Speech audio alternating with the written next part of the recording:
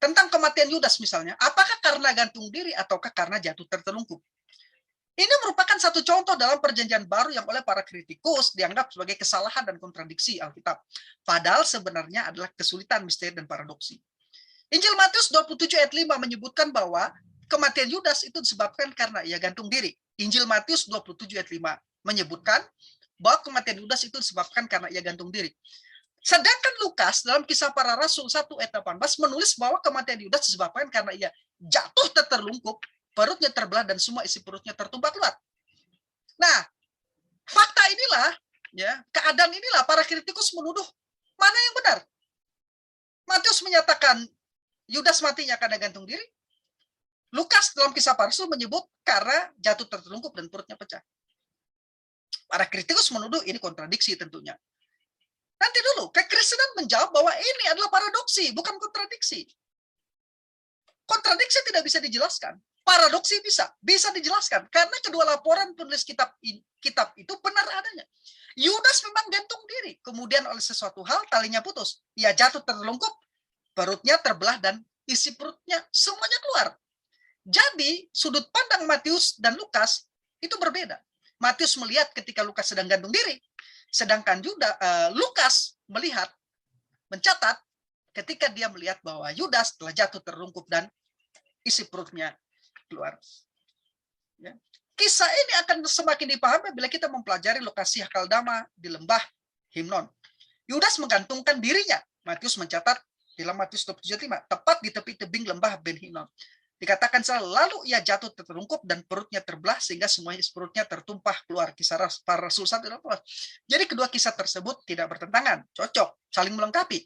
Karena Matius menjelaskan cara matinya Yudas itu gantung diri, sedangkan Lukas menjelaskan dalam Kisah Para Rasul keadaan ketika Yudas sudah mati, yaitu jatuh terlungkup, isi perutnya terbelah, jatuh terlungkup, ya, isi perutnya terbelah sehingga isi perutnya terbelah sehingga isi perutnya keluar. Tetapi masalah dalam kisah kematian Yudas ini belum selesai. Oleh para kritikus masih dituduh mengandung kesalahan. Sebab dalam Matius 27 ayat 6 dan 7 disebutkan bahwa para imam yang membeli tanah Hakaldama itu, sedangkan menurut Kisah Para Rasul 1 ayat 18 menyebutkan bahwa Yudaslah yang membeli tanah tersebut.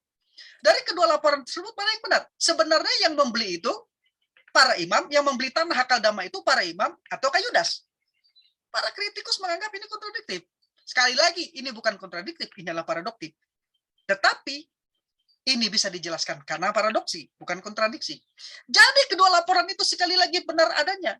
Yaitu bahwa para imam membeli tanah tersebut atas nama Yudas. Atau sertifikat milik Yudas. Jadi, yang membelinya para imam, sertifikat milik Yudas, atas nama Yudas. Hal ini masuk akal. Karena kata yang diterjemahkan dengan membeli dalam kedua ayat tersebut merupakan kata yang berbeda. Matius 27 ayat 7 menggunakan kata egorajon yang berarti membeli secara transaksional. Sedangkan Lukas dalam Kisah Para Rasul 1 ayat 18 menggunakan kata ektesato, lebih bermakna kata sindiran yang bukan transaksional. Kata sindiran dalam Kisah Para Rasul 1 ayat 18 ini sesuai apabila dihubungkan dengan ungkapan upah pengkhianatan yang jahat. Karena itu lebih tepat kata ektesato tersebut diterjemahkan dengan mendapatkan. Ya. Namun lagi-lagi kesulitan tersebut tidak berhenti sampai di situ. Karena menurut para kritik, menurut teks itu Matius menyebut nubuat Nabi Yeremia, Matius 27 ayat 7 sampai 9. Sedangkan ayat yang dirujuk yang paling cocok dengan peristiwa tersebut adalah Nabi Zakaria. Nabi Zakaria di Zakaria 11 ayat 12 sampai 13. Jadi bilang mereka berarti ada yang salah.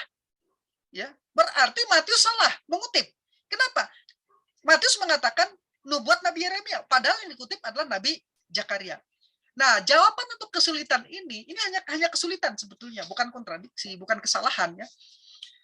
Jawaban untuk kesulitan adalah bahwa ketika Matius menyatakan peristiwa pembelian tanah tukang periuk itu merupakan pengenapan dari nubuat Nabi Yeremia, maka ia sedang memadukan unsur-unsur simbolisme nubuat Nabi Yeremia. Yeremia 32 ayat 6 sampai 9 dan Nabi Zakaria di dalam Zakaria 11 ayat 12 sampai 13.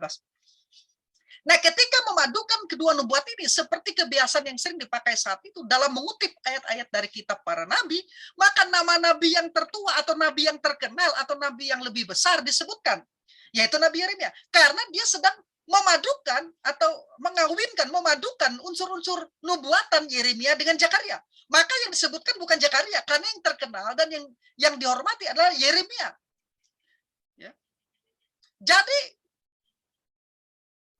jelas di situ tidak salah kalau Matius menyebut Yeremia, bukan Zakaria. Ya. Yeremia, sedangkan Nabi Zakaria yang kurang terlalu terkenal tidak disebutkan. Itu yang disebut dengan memadukan unsur-unsur simbolisme dari dua nubuat Nabi yang berbeda, yang disatukan. Nah, penafsiran saya tersebut didukung oleh pendapat Profesor Gleason L. Asher, seorang profesor bahasa Ibrani dan juga ahli dalam Perjanjian Lama. Ia mengatakan begini, Matius sedang menggabungkan dan merangkum unsur-unsur simbolisme yang ada dalam kitab nabi-nabi baik Zakaria maupun Yeremia. Namun karena Yeremia adalah yang paling menonjol di antara dua nabi tersebut, maka ia memprioritaskan nama Yeremia daripada nabi kecil lainnya seperti Zakaria misalnya. Cara yang sama diikuti oleh Markus di Markus 1 ayat 22 dan 3 yang hanya menyebut Yesaya sebagai sumber dari kutipan gabungan dari Maleakhi. Seharusnya itu kan kutipan dari Yesaya dan Maleakhi. Tapi Markus hanya mengatakan itulah kutipan Nabi Yesaya. Ya. Ya. Di dalam harusnya gabungan dari Maleakhi 3 ayat 1 dan Yesaya 40 ayat 3. Ya. Nah, dalam kasus itu juga yang disebut namanya ialah yang lebih terkenal dalam hal ini Nabi Yesaya. Karena dianggap bahwa Maleakhi tidak terlalu terkenal. Karena hal semacam ini merupakan hal praktik yang lazim dalam kesusastraan abad pertama Masehi. Jadi hal seperti ini lazim menurut Profesor Gleason L. Asher.